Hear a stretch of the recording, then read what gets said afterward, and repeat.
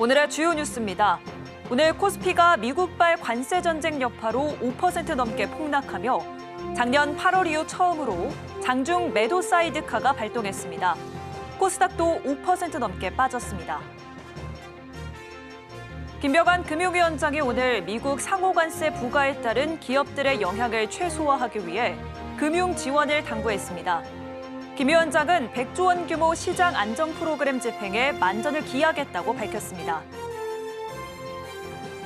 애플에 대한 매출 의존도가 81%에 달하는 LG이노텍이 사업 다각화에 나서고 있지만 성과는 미미한 모습입니다. 특히 미국 고율 관세 탓에 부품사 가격 후려치기 수순으로 이어질 수 있다는 우려도 나옵니다. 일본 정부가 네이버와의 지분 관계를 재검토하라며 라인의 행정 제도를 내린 이른바 라인 야후 사태가 발생한 지 1년이 지났습니다. 논란이 잠잠해진 틈을 타 라인 야후는 다시 탈 네이버 작업에 들어갔는데 정작 지분의 절반을 가진 네이버는 일본 정부의 눈치를 보느라 별다른 대응에 나서지 못하고 있습니다.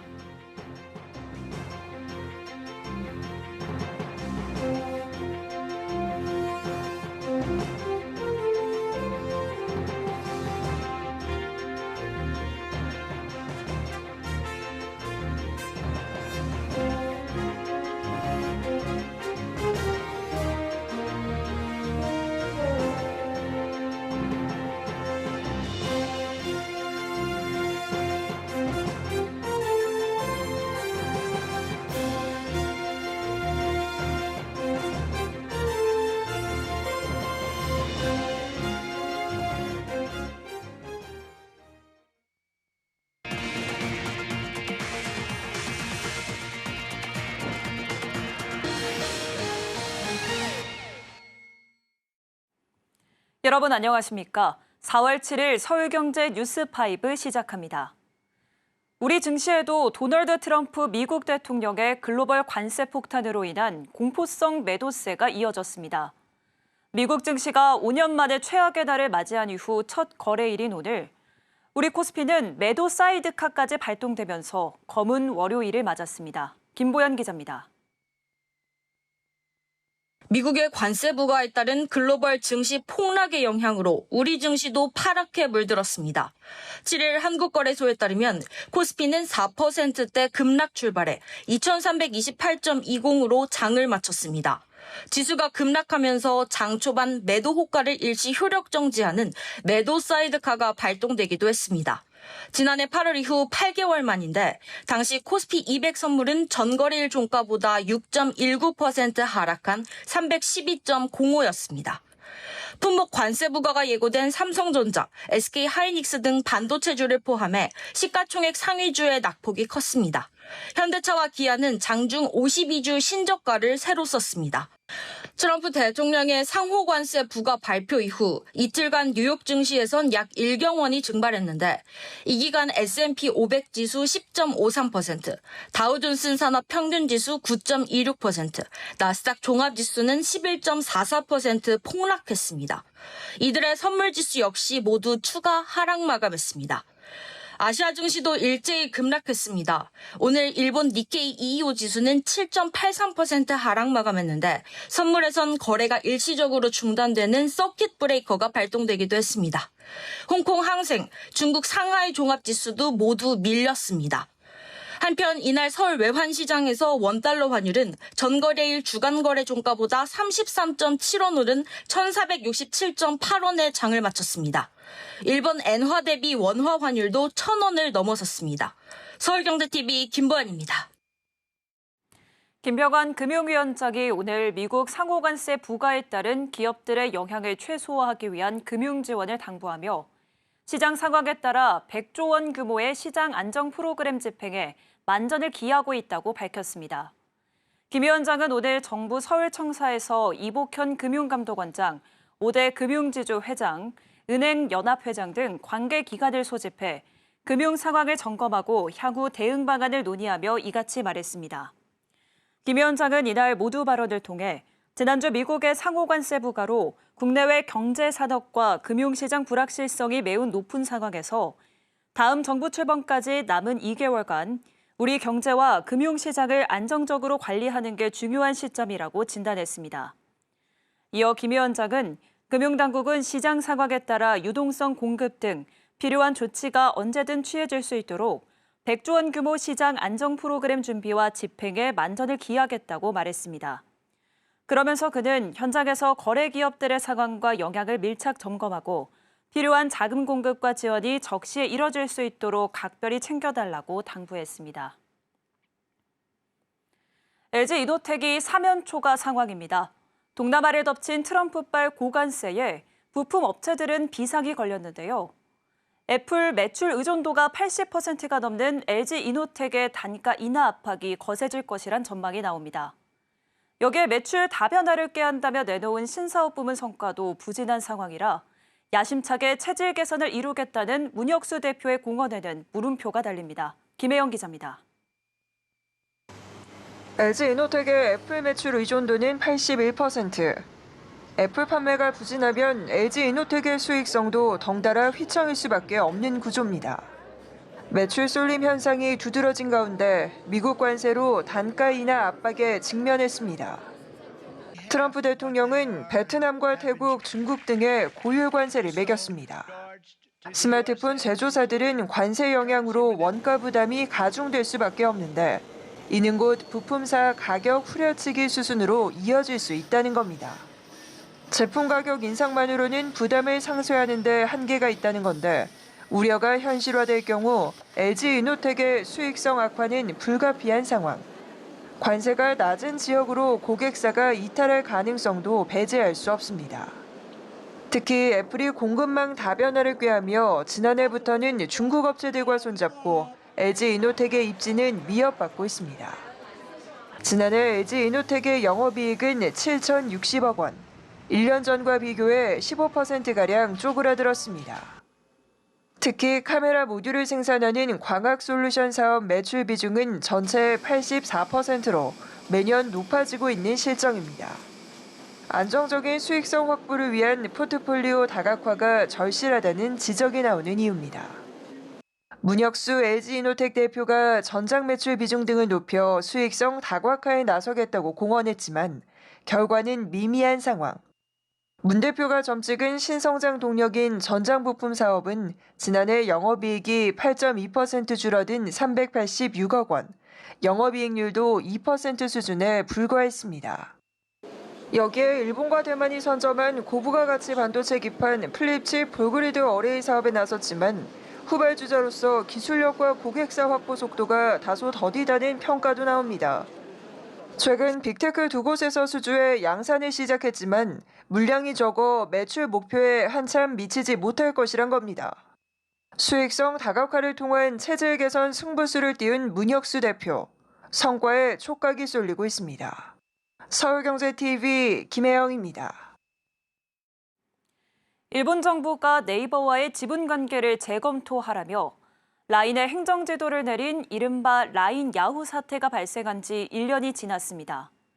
잠잠해진 틈을 타 라인 야후는 다시 탈 네이버 작업에 들어갔는데요. 네이버는 라인 야후 모회사 지분의 절반을 가지고 있는데도 일본 정부와의 마찰을 피하기 위해 이를 방관하고 있다는 지적이 나옵니다. 이수빈 기자입니다. 메신저 라인 운영사 라인 야후가 한국 자회사 라인 플러스 떼내기에 속도를 내고 있습니다. 라인 야후가 다시 탈 네이버 작업에 들어간 가운데 네이버는 일본 정부 눈치를 보며 이를 방관하고 있다는 지적이 나옵니다. 라인 야후는 지난달 31일 총무성 행정지도에 대한 보고서를 일본 총무성에 제출했습니다. 보고서에는 네이버 및 네이버 클라우드와 네트워크 분리를 완료했다는 내용이 기록돼 있습니다. 또 내년 3월까지 국내 해외 자회사도 시스템 분리를 마무리하겠다는 내용이 포함됐습니다. 이 같은 내용은 라인을 개발한 한국 법인 라인 플러스와의 관계 단절을 1년 안에 마무리하겠다는 의미로 풀이됩니다. 네이버가 라인 야후에 기술적, 조직적으로 관여할 수 있는 통로 차단에 들어간 셈입니다. 업계에선 라인 야후의 이 같은 행보에도 네이버가 일본 정부와의 정면 마찰을 피하기 위해 의도적으로 침묵하고 있다는 지적이 나옵니다. 네이버는 라인 야후의 모회사 A홀딩스의 지분을 소프트뱅크와 50%씩 보유 중입니다. 모회사 지분의 절반을 보유한 만큼 네이버는 라인야후 경영 관련 의사결정에 대해 영향력을 행사할 수 있는 상황. 그러나 네이버는 지난해 3월 라인야후 사태의 시작부터 현재까지 라인야후 지분 매각은 없다는 말만 반복하고 있을 뿐 대응에 소극적인 모습을 보여왔습니다. 그 사이 라인야후의 기술 독립이 가속화되면서 네이버와의 연결고리는 점점 흐려지고 있습니다.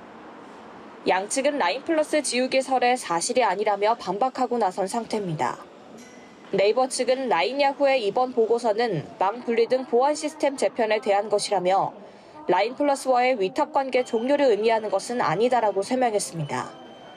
라인야후를 서비스하는 LY 주식회사도 입장문을 통해 라인은 일본, 한국, 베트남, 대만, 태국 각사가 협력하는 글로벌 개발 체제로 운영되고 있다며 라인플러스 배제설을 반박했습니다.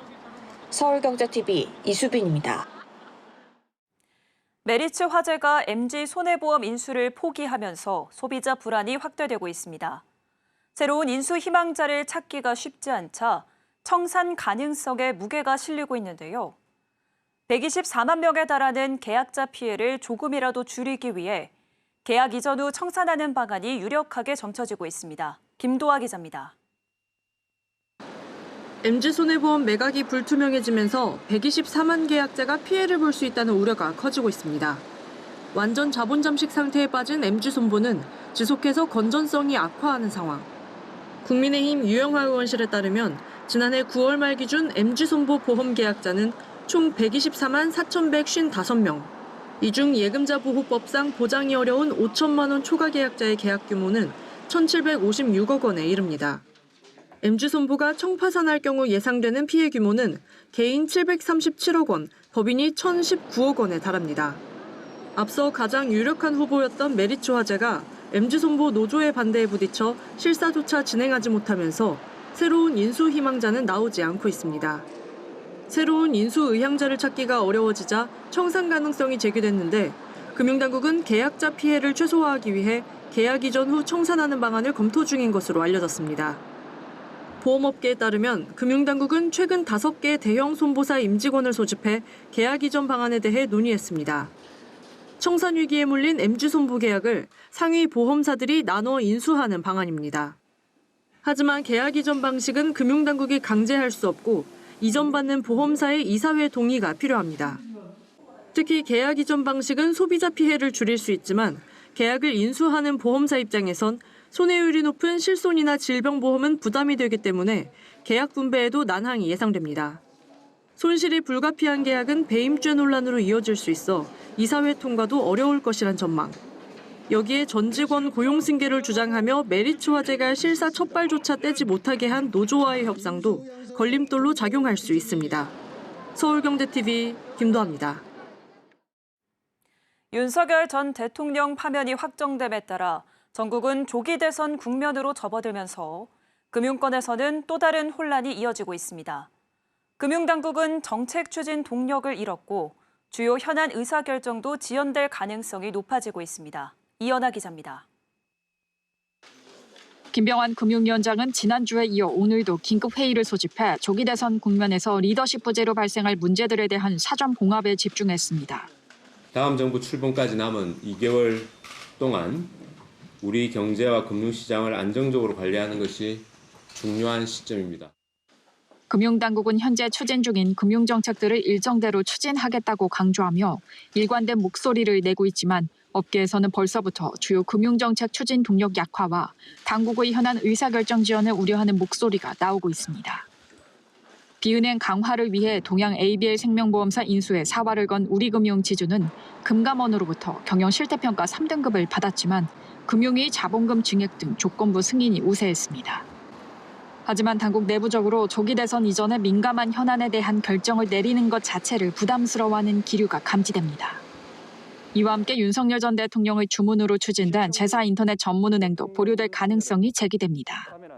지난달 말 금융위는 제사인백 예비인가 신청 접수를 마무리했고 심사 결과를 오는 6월 중 발표할 예정인데 앞서 더존뱅크와 유뱅크 등 유력 후보는 전국 혼란 등을 이유로 참여 철회를 발표하기도 했습니다. 당국이 가계부채 문제 해결 방안으로 제시한 정책금융기관 지원을 통한 주택 지분을 나눠 갖는 방식의 지분형 모기지 표류 가능성과 가계부채 관리 컨트롤타워 부재 등도 제기됩니다. 서울경제TV 이현아입니다. 삼성전자가 오늘 TV 신제품을 대거 출시하며 진정한 인공지능 TV 시대를 선언했습니다. AI TV로 사용자의 니즈, 취향, 의도 등을 파악해 개인화된 경험을 제공한다는 계획인데요. 세계 경제의 불확실성에서도 불구하고 프리미엄 시장이 성장하고 있는 만큼 OLED TV 비중을 계속 늘려간다는 전략입니다. 고원희 기자입니다. 삼성전자가 오늘 서울 서초구 삼성 강남에서 언박스 앤 디스커버 2025를 열고 TV 신제품을 대거 공개했습니다. 네오 QLED 8K, OLED, QLED, 더 프레임까지 강화된 AI TV 라인업과 초대형 TV, 이동형 스크린, 무빙 스타일 등이 공개됐습니다. 저희가 지향하는 AI는 내가 원하는 것을 알고 필요한 것을 인식해 해결책을 제안해주고 나에게 맞춰진 새로운 경험을 경험할 수 있게 해주는 AI입니다. 매일의 생활을 더 쉽고 편리하게 만드는 내 옆에 동반자로서 존재하는 것, 삼성이 지향하는 비전 AI입니다. 이날 행사에서 신제품 라인업 발표뿐 아니라 연결된 과정을 쉽게 제어하고 콘텐츠 시청 경험을 한 차원 높여주는 AI 경험, 삼성 아트스토어 확대 등도 설명했습니다. 여기에 삼성전자는 AI 사용성을 중심으로 일상을 쉽고 편하게 만드는 AI 홈, AI 어시스턴트 등의 기능을 소개했습니다. 특히 AI 어시스턴트는 시청하는 콘텐츠의 자막을 원하는 언어로 제공하는 실시간 번역과 함께 클릭 투 서치로 시청 중인 영상과 유사한 콘텐츠 추천 및 출연 배우, 프로그램 관련 정보까지 확인할 수 있도록 해 눈길을 끌었습니다. 삼성전자는 세계 경제의 불확실성에도 불구하고 프리미엄 시장이 성장함에 따라 OLED TV 비중을 계속해서 늘려나간다는 계획. 올해 전체 TV 출하량은 4천만 대 수준이 될 걸로 예상했습니다. 한편 삼성전자는 미국발 관세 우려에 대해 세계 곳곳의 생산 거점을 활용해 위기를 넘겠다는 계획입니다. 용 사장은 미국 수출용 TV 대부분이 멕시코에서 만들어져 경쟁사 대비 관세 영향은 적을 것으로 본다면서 세계 10개의 생산 거점이 있어서 관세에 따라 생산 거점을 통해 관세로 인한 파고를 넘어가려 한다고 설명했습니다. 서울경제TV 고원입니다. 미국이 현지 시간 9일부터 한국에 상호관세 25%를 부과하기로 한 가운데 국내 석유화학 업계의 어려움이 가중될 전망입니다. 미국으로의 수출 물량이 많지 않아 관세 부과로 인한 직접적인 피해보다는 공급 과잉 심화로 인한 간접 피해가 커질 거란 관측이 나옵니다. 김효진 기자입니다. 트럼프 행정부가 오는 9일부터 부과할 예정인 상호관세로 국내 기업들의 고심이 깊어지고 있습니다. 특히 국내 석화업계는 중국발 공급 과잉으로 인한 가격 하락의 업황이 악화된 상황에서 관세 부과라는 추가 악재를 맞았습니다. 미국으로 수출되는 국내 석유화학 물량에는 지난 5일부터 10%의 기본 관세가 부과되고 있는데 오는 9일부터는 25%의 상호관세가 붙게 됩니다. 국내 석화업계의 지난해 대미 수출은 약 43억 달러 규모. 비중으로 환산하면 크진 않아 직접적인 타격보다는 공급 과잉 현상 심화로 인한 간접 피해가 클 것이란 분석이 나옵니다. 베트남과 멕시코 등 석유화학 제품의 주요 고객사들이 미국의 상호관세 영향을 받으면서 주요 고객사로의 수출이 감소할 수 있고 미국으로 수출되지 못한 우회 물량들이 아시아 시장에 풀리며 공급 과잉이 심해질 수 있기 때문입니다. 국내 석화업계는 관세 부과에 대한 뚜렷한 대응책을 찾지 못했습니다. 업황 악화로 인해 현지 공장 설립 등 수조 원에 달하는 자금을 융통할 여력도 없는 상황. 미국의 상호관세 부과로 업황 회복 지연이 불가피해진 만큼 석화업계가 기댈 곳은 러시아, 우크라이나 전쟁 종료뿐이라는 분석도 나옵니다. 재건 사업으로 인해 수요가 증가하고 전쟁 리스크가 해소되면서 원료 가격이 안정돼 제조 원가가 하락할 수 있어서입니다. 국내 석화업계는 중국발 공급 과잉에는 고부가 가치 제품 생산 확대로 대응하면서 미국의 상호관세 부과에 대해선 관망하는 분위기입니다. 서울경제TV 김효진입니다. 대통령 파면으로 조기 대선이 확정되면서 주요 부동산 정책들이 갈림길에 섰습니다. 정권을 누가 잡느냐에 따라 규제 완화 기조로 갈지 규제를 강화할지 가닥이 잡히기 때문인데요. 시장은 벌써부터 대선 주자들의 공약에 관심을 보이고 있습니다. 이지영 기자입니다. 윤석열 전 대통령이 파면되면서 정부에서 추진 중이던 부동산 정책이 전면 중단됐습니다. 윤 정부는 출범 직후 270만 호를 공급하겠다는 목표를 제시하며 재건축 사업에 속도를 내기 위한 규제 완화에 집중해왔습니다. 하지만 대규모 주택 공급에 공백이 생기면서 시장 불안이 커졌습니다. 재건축 특례법, 재건축 초과이익 환수제 폐지, 공시가격 현실화 로드맵 폐지 등은 국회 문턱을 넘지 못하고 있습니다. 야당 반대로 제대로 된 논의조차 못한 겁니다. 약 2달 뒤 치러질 대선 이후에나 부동산 정책의 방향이 결정될 걸로 관측됩니다. 더불어민주당이 정권을 잡을 경우 다주택자 규제를 강화하고 임대차 보호를 위한 법안을 재추진할 걸로 전망됩니다. 그간 투기 억제에 집중해왔던 만큼 다주택자와 투자자들에게는 부담으로 작용할 거란 관측이 나옵니다. 국민의힘이 정권을 다시 잡는다면 기존대로 규제 완화 분위기가 이어질 걸로 예상됩니다. 국민의힘이 내세우고 있는 규제 완화 정책엔 대표적으로 임대차 입법 폐지, 도시정비 사업 절차 간소화 등이 있습니다. 서울경제TV 이지영입니다.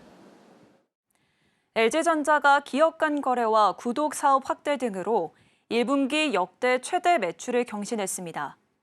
LG전자는 오늘 연결 기준 올해 1분기 잠정 매출액 22조 7,477억 원, 영업이익 1조 2,590억 원을 기록한 것으로 집계됐다고 밝혔습니다. LG전자는 가전 구독 등 B2C 제품과 빌트인 가전, 모터, 컴프레서 등 부품 외판 사업 등 B2B 영업이 실적을 뒷받침했다고 설명했습니다. LG전자는 상대적으로 수익성이 좋은 질적 성장 영역 매출이 늘어나면서 영업 레버리지 효과로 안정적 수익 구조를 유지했다며 자원 투입, 원자재 물류 비용 안정화, 글로벌 생산지 운영의 유연성 확보 등도 수익성에 기여했다고 덧붙였습니다. LG전자는 올해 구독 적합형 제품군을 보강해 케어 서비스를 강화하고 구독 사업의 해외 진출도 확대한다는 계획입니다. 서울경제 뉴스5 마칩니다. 함께해 주신 여러분 고맙습니다.